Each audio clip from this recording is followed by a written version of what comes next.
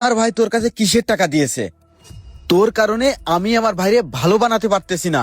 সত্যি করে বল, তোরা কিসের টাকা দিয়েছে? আরে ভাই, আপনি এনে মোটেও চিল্লাচিল্লি করেন না। ওইটা আপনার ভাইয়ের আর আমার ব্যক্তিগত ব্যাপার। যা পারবেন করে নিয়েন। আপনি এখন এতে জানতো।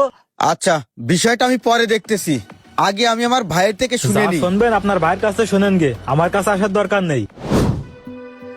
আব্বা, ও আব্বা, আব্বা কই তুমি? আরে মিয়া ভাই, তুমি এই জায়গায় আজকে অফিসে যাওনি? এই মইনুল, দাঁড়া দাঁড়া বাপ, শোন।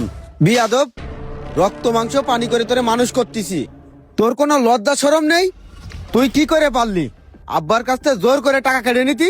তুই এখনো চুপ করে আছিস কেন? কথা বল, কি করে পারলি এত বড় জঘন্য কাজ করতি? এই তুই কই যাচ্ছিস? এলাকা দাঁড়া বলছি।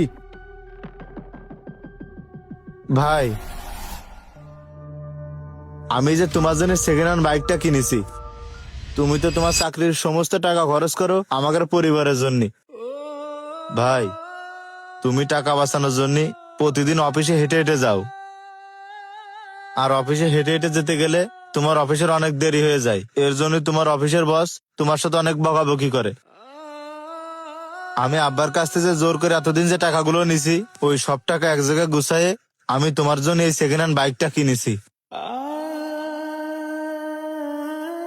ভাই, এরপরে যদি তুমি আমার উপর রাগ করে থাকো, আমার কোনো আফসোস নেই, তুমি আমারে মারতে পারো। ভাই, এ নাও তোমার বাইকের চাবি।